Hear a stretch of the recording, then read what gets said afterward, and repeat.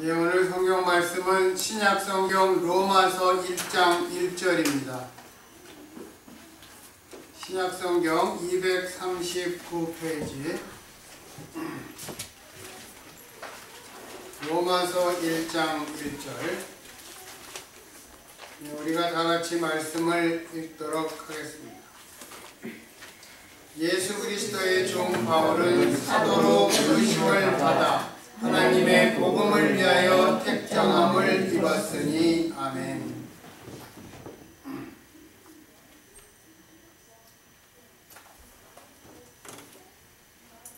예, 지금껏 크리스찬으로서 또 제가 목사로서 당연한 일이지만 성경을 매일 일정 분량씩 읽어야 합니다. 여러분도 매일 꼭 읽으세요. 그게 영의 양식이기 때문입니다. 예, 성경을 매일 일정 분량씩 읽지만 읽다가 로마서와 요한복음을 시작하려고 하면 항상 마음에 긴장이 됩니다. 왜 그러냐면 로마서와 요한복음 그렇다고 다른 성경의 책들이 쉽다는 이야기가 아니라 어렵기 때문입니다. 읽으면서 깊이 생각을 해보지만 어떤 때는 읽으면 읽을수록 말씀의 뜻이 더 어렵습니다. 제 입장에서는 로마서는 깊이가 있어서 참 좋습니다. 그렇지만 어렵습니다. 반면에 요한복음은 은혜가 많은 대신에 어떤 기준이나 논리로 이해가 되지 않는 그런 어려운 영적 측면이 있습니다. 그래서 항상 읽을 때마다 이번에는 어떻게 읽어야 하나를 염두에 두지만 읽다 보면 모르는 것과 궁금함, 그것이 더 많이 남는 것 같습니다. 성경을 읽으면서 또 살아가면서 가장 기쁜 때가 언제냐고 누가 묻는다면 말씀을 깨우쳤을 때라고 말하고 싶습니다. 마음의 뜻을 알고 그 말씀이 내 말씀이 되었다라고 생각할 때는 정말 아무것도 보이지 않습니다. 참으로 기쁩니다. 그런데 시간이 갈수록 세월이 갈수록 더 많이 알아가야 하는 것이 정석 같은데 그런 것 같지가 않아요.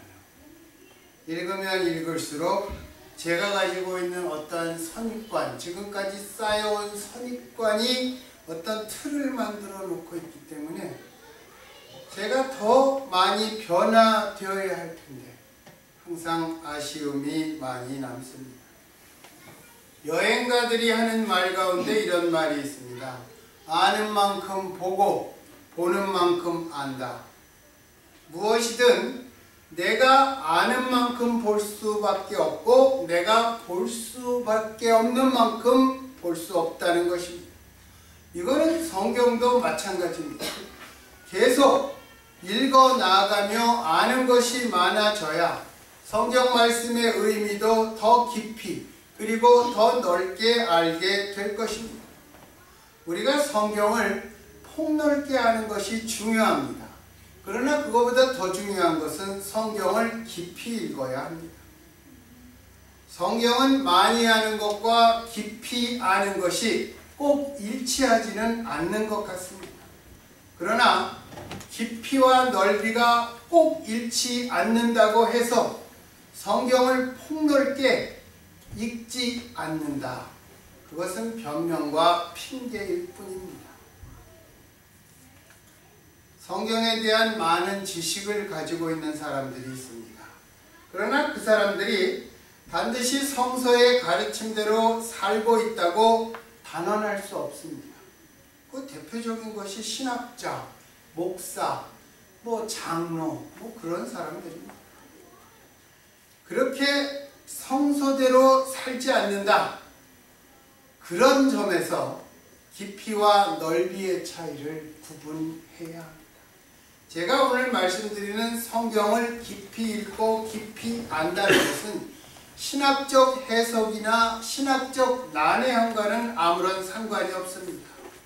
성경 말씀이 우리가 그 말씀을 읽을 때 그 살아있는 말씀이 우리를 이끌어가고자 하는 것은 지식의 창고가 아닙니다. 진실된 삶의 현장으로 우리를 인도하려는 것입니다. 그래서 말씀을 내 생활 깊숙하게 끌고 들어와야 합니다. 지금까지 역사상 기독교에 많은 종파가 있었지만 청교도들이 말씀을 삶에 가장 깊이 접목시킨 사람들이라고 이야기합니다. 그래서 제가 못 가봤지만 그 매사추세츠의 그 플리머드 그 지역을 미국에서 제일 가보고 싶은 지역이 거기입니다. 300 몇십 년 전에 청교도들이 지은 통나무 집이 기울 300 몇십 년이 지나도 기울어진 집이 없다는 것입니다. 왜 그랬습니까? 그것은 못을 정확하게 박았기 때문입니다. 그런데 그 당시에 못은 수제품이에요. 그 수제품 못을 받고 정확하게 박았기 때문에 통나무집이 기울어지지 않았어요. 제가 거기 가서 찾아보고 싶은 묘비가 하나 있는데 뭐라고 써있냐면 하나님의 영광을 위해서 우리의 신발, 구두를 고쳐준 누구누구의 묘 이렇게 써있다고 해요. 그 사람들은 여기에서 요새 뭐 좀 비하해서 말하면 족방이라고 그러죠. 시우리페어 하는 사람들이 못 하나 뒤축에다 박을 때 거기다가 풀칠해서 붙일 때 그것도 하나님의 영광을 위해서 그분들은 했다는 것입니다. 그것은 진실된 삶의 현장이 바로 자기들의 신앙과 똑같았기 때문에 가능했을 것입니다. 우리가 똑같은 사물을 전문가가 보는 것과 아마추어가 보는 것이 다를 것입니다. 그런데 때때로 아마추어가 좀 더 본질에 가깝게 볼 때도 있습니다.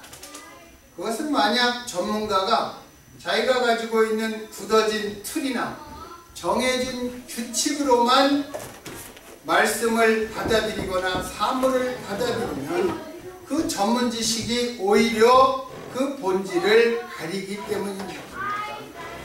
제가 신학교 다닐 때 신학적 논쟁에 관한 주장들을 읽어보면 내용이 너무 복잡하고 난해합니다. 이 주장과 저 주장의 차이가 도대체 무엇인지 구분도 안 가고 거기에 쓰인 단어들의 개념이 파악되지 않으니까 그 글들의 뜻을 알기가 무척 어려웠습니다. 똑같은 것 같아요.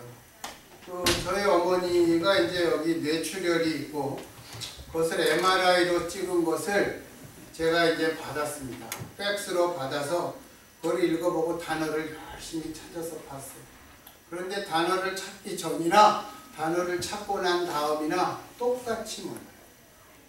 그래서 그때 의사를 만나서 물어보니까 그 사람이 그 단어가 가지고 있는 의학적 의미를 하나 설명을 해주니까 그게 이제 훤하게 보이는 것입니다. 신학도 똑같습니다. 어떠한 단어의 그 의미를 모르면, 개념을 모르면 아무리 봐도 알기가 어려운 것입니다. 또 제가 그런 때는 질문을 잘하거든요.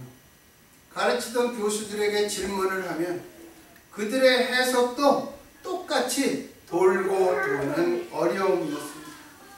지금도 기억나는 것 중에 하나가 바로 성찬 예식에 대한 개념과 주장입니다. 종교개혁자인 마틴 루터, 칼빈, 쯔빙글리 이 사람들이 그것을 똑같이 일치하게 만들어 보려고 회의를 했지만 거기에서 그들이 일치를 하지 못했습니다. 그래서 루터는 루터교로, 칼빈은 개혁교로 그렇게 이 교파가 갈라진 것입니다. 그래서 그때 제가 깨달은 것이 성경을 깊이 있게 읽는다는 것은 학문적 까다로움이나 난해함과는 큰 상관이 없다는 것이었습니다. 기독교 고전 중에 하나인 그리스도를 본받아 라는 책이 있습니다. 토마스 아 캠피스라는 분이 쓴 책인데 그 책의 1권 5장을 보면 성경을 읽는 마음에 대해서 말하고 있습니다. 그 내용은 이렇습니다. 우리는 성경에서 아름다운 구절이 아니라 진리를 찾아야 합니다. 모든 거룩한 말씀은 그것을 기록하게 하신 성령님의 도우심을 받아서 읽어야 합니다. 그러므로 그 말씀 속에서 우리는 그럴듯한 말거리를 찾을 것이 아니라 우리의 영혼을 배불릴 양식을 찾아야 합니다. 우리는 단순하고 경건한 책들을, 고상하고 심오한 책들을 읽듯 읽어야 합니다. 저자의 비중에, 또 저자의 학식이 위대하든 보잘것없든 그런 것에 너무 좌우되지 말고 다만 순수한 진리를 사랑하는 마음으로 읽으십시오.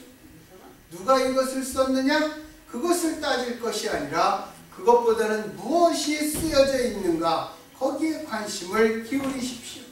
인생은 지나가고 말지만 주의 말씀은 영원히 남습니다. 하나님은 우리에게 여러 가지 다른 방법으로 말씀하십니다. 그리고 그분은 사람을 차별하는 분이 아닙니다. 그러나 우리는 호기심 때문에 성경 말씀을 제대로 읽지 못하는 경우가 자주 있습니다.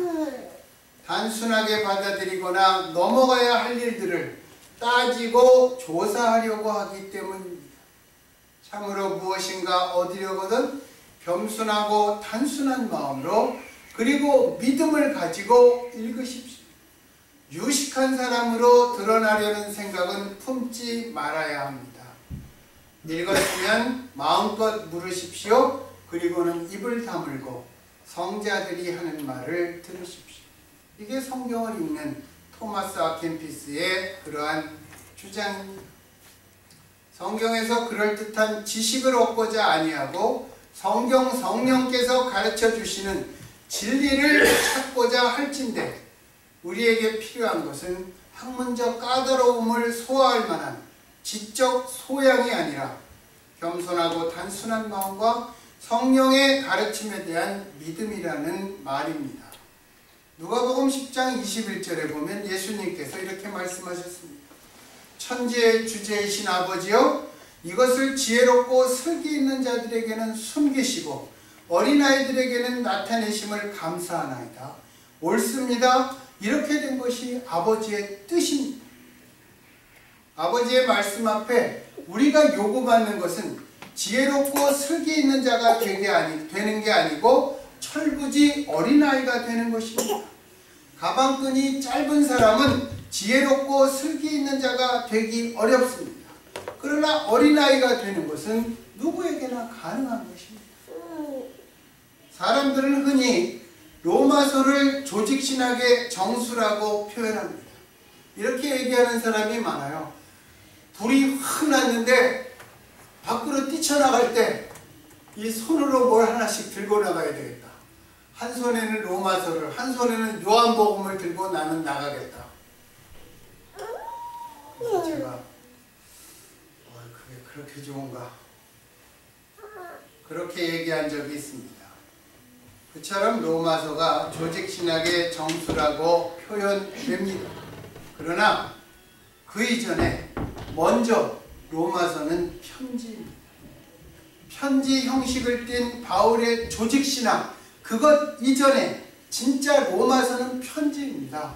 16장으로 기록된 짧은 편지입니다. 여러분, 로마서를 읽으면 20페이지면 로마서는 딱 끝납니다. 비록 그 내용에 논리적이고 조직적으로 쓴 흔적이 있습니다. 그러나 그것이 편지임을 우리가 읽어야 하는 것입니다. 인정해야 하는 것입니다. 우리도 예전에 편지 쓸 때 이제 이런 거 많이 썼잖아요. 뭐 사랑하는 누구누구에게 뭐 이렇게 많이 썼습니다. 여러분은 편지 요새 안 쓰시죠? 예, 뭐 이메일로 쓰기도 하고.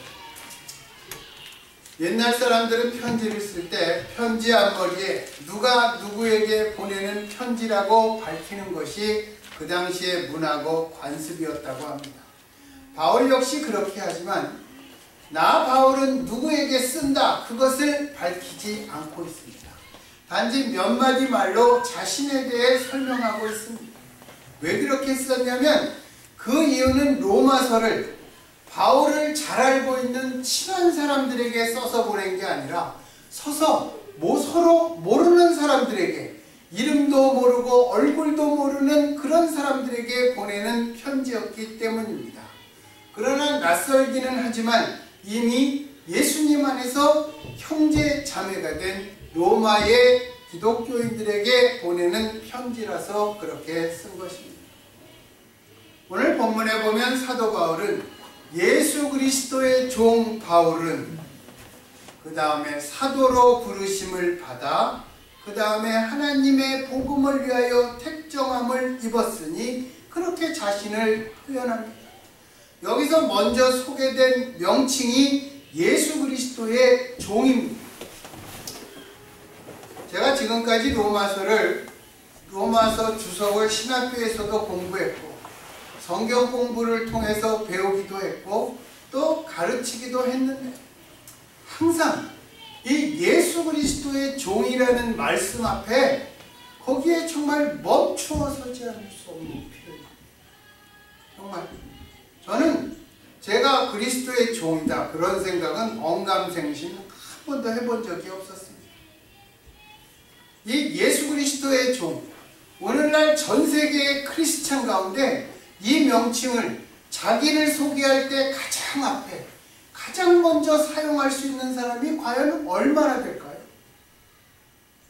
얼마가 되는지는 모르겠지만 그들은 틀림없이 자기를 소개할 때 가장 먼저 내가 예수 그리스도의 종이라고 쓰면 이 땅에 살아있는 사람들 가운데 가장 행복하고 가장 당당한 사람들이라고 생각합니다. 옛날 아브라함이나 모세는 하나님의 종이라는 이름으로 불렸습니다. 하나님의 종이나 예수 그리스도의 종이나 내용은 같은 것입니다. 그런데 그 이름에는 최고의 명예와 최저의 비천이 함께 포함되어 있는 좀 묘하고 특별한 명칭입니다. 하나님의 종이기에 가장 높고 예수 그리스도의 종이기에 가장 낮습니다. 여러분, 종의 정의가 무엇이죠? 여러 가지로 얘기할 수 있습니다. 종은 자기 것이라는 것이는 아무것도 가진 것이 없는 사람입니다. 로마 시대에는 종은 사람이 아니었습니다. 단순히 이 말이 통하는 동물이었을 뿐입니다. 그러나 종에게도 세상을 살아가는 동안에 어쩔 수 없이 지녀야 하는 이런저런 물품들이 있습니다. 종도 옷을 입어야 하고, 농사할 때는 농기구를 써야 하고, 전쟁에 나갈 때는 무기들을 가져야 합니다. 그럼에도 그것들이 어찌 자신의 소유가 되겠습니까? 다 주인의 것입니다. 물건이나 도구뿐만이 아니라 일을 한 결과로 생기는 공로나 명예 등도 종의 것일 수는 없습니다. 우리가 특히 목사들에게 주의 종이라는 표현을 많이 씁니다.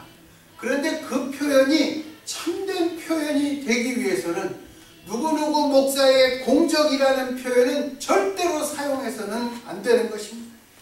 그런데도 그런 모임이나 집회가 대형 광고로 선전되기도 합니다. 여러분, 여의도 순복음교회 하면 누구 생각납니까? 예수님 생각납니까? 조용기 목사님 생각납니까? 거기에서 정말 우리가 생각을 바꿔야 되는 것입니다.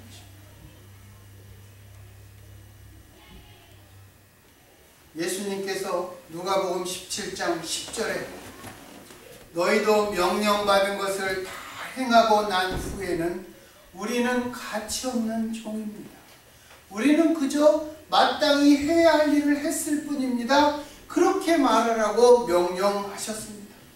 종이 일을 마치고 할 수 있는 말은 오직 다만 저의 할 일을 했을 뿐입니다. 이 한마디밖에 없는 것입니다. 그 말조차도 하지 않을 수 없는 어쩔 수 없는 상황에서 마지못해서 해야 하는 것입니다. 그래야 그 사람이 진짜 종인 것입니다. 사람은 속지만 하나님은 속지 않으시기 때문입니다. 종이란 이름은 그런 의미를 담고 있는 이름입니다. 그런데 종이지만 누구의 종입니까? 하나님의 종이요 예수 그리스도의 종입니다. 하나님의 종을 함부로 대하는 것은 하나님을 함부로 대하는 것입니다. 이런 의미에서 하나님의 종이란 명칭은 이 땅에서 한 인간이 가질 수 있는 가장 높은 이름입니다. 그럼에도 그는 모름지기 겸손해야 합니다. 그가 겸손한 만큼 또 그만큼 그는 높아져야 하는 것입니다.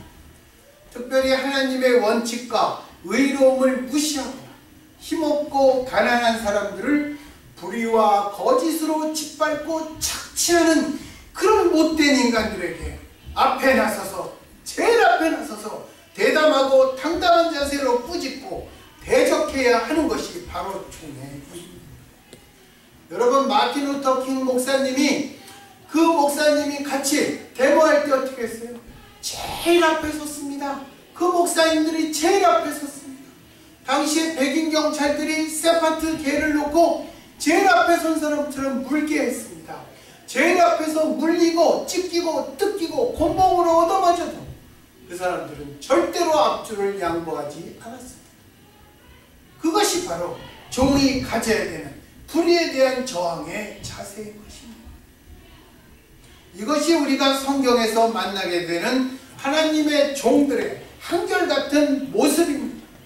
예수님이 과부와 고아, 사마리아인과 세리, 심지어 가늠한 여인에게 어떠한 모습을 보여주셨습니까? 그리고 반대로 빌라도와 헤롯, 바리새인과 제사장들에게 어떤 모습으로 대하셨습니까? 우리가 이것은 잠시만 생각해 보아도 쉽고 명확하게 알 수 있는 것입니다. 만약 이것에서 반대로 행동한다면 그는 틀림없이 가짜입니다. 여러분, 가짜보다는 제가 이렇게 하다 보니까 짝퉁이라는 말이 더 어울리는 것 같아요. 짝퉁 아니면 짜가. 예, 그게 그랬지만 이제 그런 표현은 이렇게 그냥 우리가 하는 말이기 때문에 사도 바울은 자기를 예수 그리스도의 종이라고 표현했습니다. 그리고 나서 그 다음에 자신을 사도로 부르심을 받은 종이라고 말하고 있습니다. 여러분, 사도, 영어로는 apostle 그렇게 얘기합니다. 사도의 뜻은 보냄을 받은 자라는 뜻입니다. 사도는 자신이 원해서 되는 것이 아니라 주인의 일방적인 결정에 의해서 그 신분과 역할이 정해지는 것입니다. 그래서 사도는 종입니다. 종은 일의 종류와 분량조차 자신이 선택하거나 결정할 수 없는 존재입니다. 사도는 오직 예수님에 의해서만 임명된 사람들입니다. 또 사도는 그래서 전승되는 것이 아닙니다. 그래서 사도는 예수님께서 정말 임명하신 그 사람들만 사도입니다. 다른 사람을 사도라고 부르면 안 됩니다. 다만 이어지고 전승되는 것은 사도성이라는 것입니다. 사도들이 했던 그 직임과 그 마음, 그 역할, 그것은 전승되는데 그것을 사도성이라고 얘기합니다. 그래서 우리도 이 사도성을 이어받고 있는 것입니다.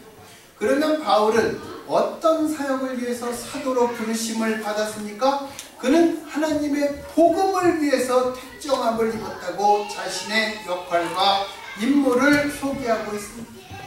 여러분, 복음이라는 것은 기쁜 소식입니다. 하나님 나라가 가까이 왔으며 이미 땅에서 이루어지고 있다는 소식을 이 세상에 가장 먼저 알리신 분이 예수님입니다. 그러니 예수님의 종된 바울이나 우리도 마땅히 주인이 전하시던 복음을 전해야 하는 것입니다.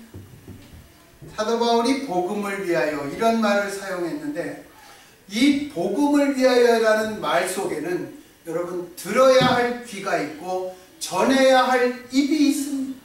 우리가 음성이라고 말하는 그 소리에는 음은 뭡니까? 음은 내는 소리입니다. 성은 뭡니까? 듣는 소리입니다. 그래서 음이 없으면 성이 있을 수 없고 성이 없으면 음이 없는 것입니다. 그래서 바울은 그 먼 길을 위험과 고난을 무릅쓰고 걷고 또 걸었던 것입니다. 하나님의 복음을 위한 사도로 선택된 예수 그리스도의 종 바울의 운명은 그 사도라는 명칭 때문에 처음부터 결정되고 있었던 것입니다. 자기를 영접하는 무리와 자기를 배척하여 마침내 죽이려는 무리사이를 해치고 주인 되신 예수님께서 보내시는 대로 땅끝까지 걷고 또 걸으면서 그의 인생은 고달팠지만 보람찼고 괴로웠지만 기뻤던 순례자였습니다. 그게 바울의 생애였습니다. 그렇게 기록된 말씀이 로마서이고 또 성경입니다. 그래서 성경을 읽을 때 우리들은 모두 무릎 꿇고 로마서를 읽을 때는 바울의 영혼 앞에, 다른 책을 읽을 때는 다른 저자의 영혼 앞에 마주 대면하여 비록 그들의 육신은 죽었으나 세월과 함께 더욱 빛나는 그들의 영혼을 만나서 함께 예수 그리스도의 종, 복음을 위하여 살아가는 그 시대와 이 시대의 종이라는 벅참 감격과 설레임으로 우리가 이 가을에 말씀을 깊이 읽고 복음을 위하여 살아가야 되지 않겠습니까? 그것이 우리를 당신의 종으로 부르신 예수 그리스도의 뜻입니다. 이 예수님의 뜻이 과일이 연그러가듯 단풍이 아름답게 져가듯 우리 속에서도 연그러가는 우리 모두가 되기를 예수님 이름으로 축원합니다. 기도하겠습니다.